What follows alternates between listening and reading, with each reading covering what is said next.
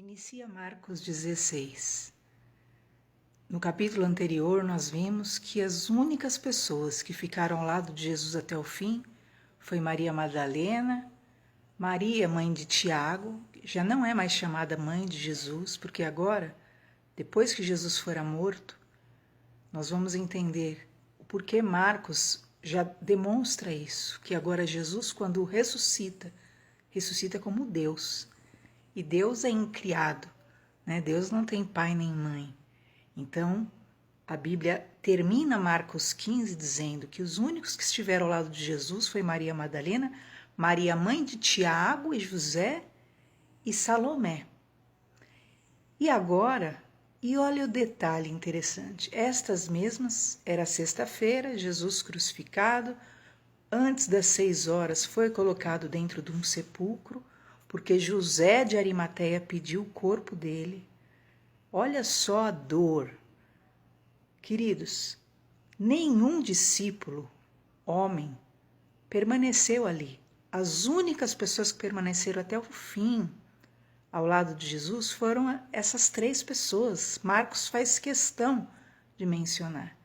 Nenhum discípulo teve a ousadia de permanecer ali até Jesus expirar ou pedir o corpo de Jesus, como era muito comum para os judeus, a respeito dos seus reis.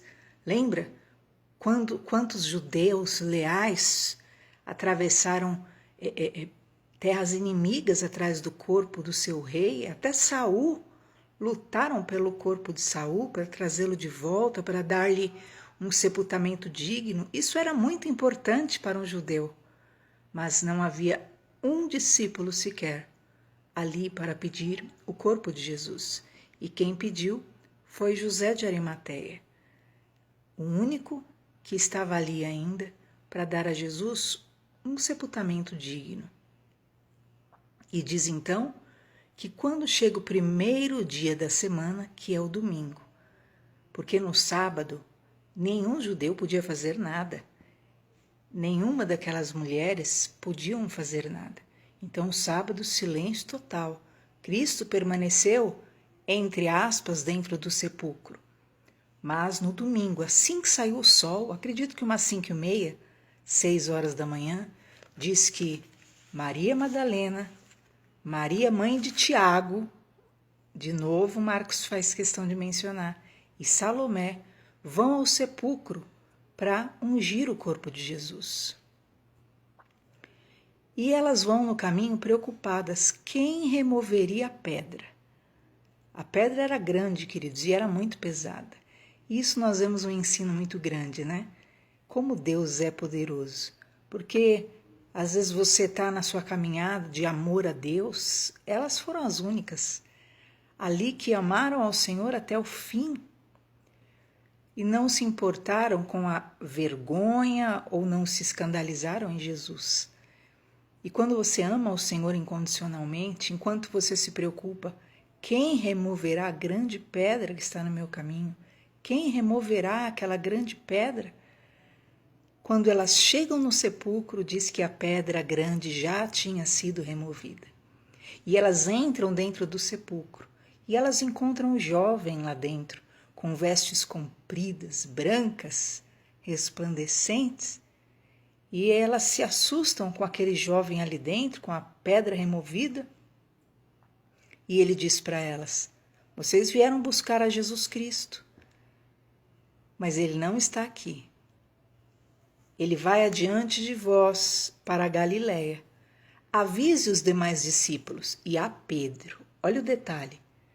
Pedro, lembra que terminou o capítulo 13 chorando, envergonhado?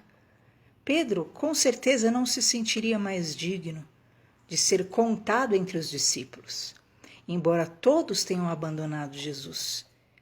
Ele talvez, por ter um conhecimento espiritual grande, por ter negado Jesus da forma que o fez, não se sentiria apto de estar no meio dos discípulos, de entender que Jesus poderia querer vê-lo novamente.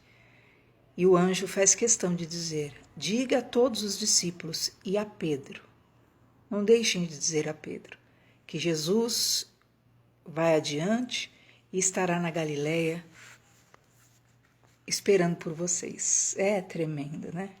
E nós vemos muitos ensinos nessa passagem. E diz então que assim que Jesus, quando elas saem do sepulcro, elas ficam alvoroçadas e saem correndo, né? Maria, mãe de Tiago, Salomé, saem correndo, e diz que a primeira pessoa que vê Jesus é Maria Madalena, né? Aqui em Marcos não conta como foi, mas em João especifica direitinho como foi, porque ela começa a chorar para os anjos aonde colocaram o corpo dele.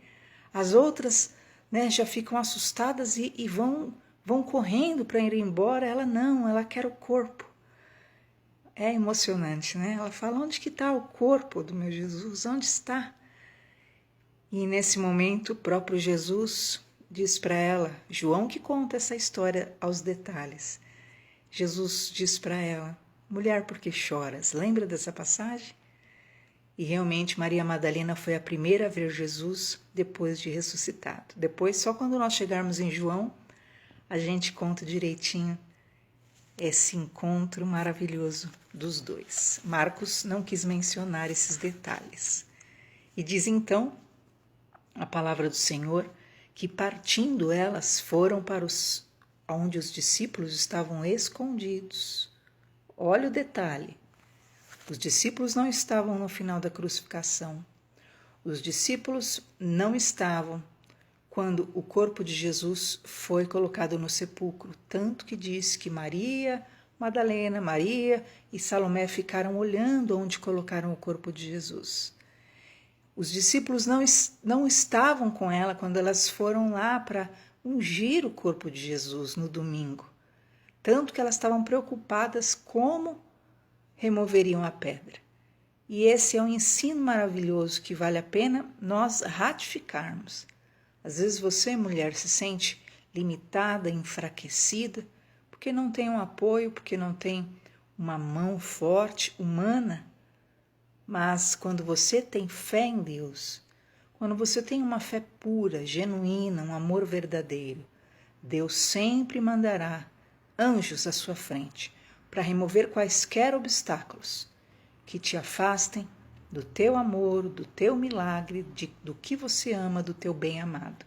Elas amavam a Jesus, elas amavam grandemente a Jesus, e o Senhor honrou a fé daquelas mulheres.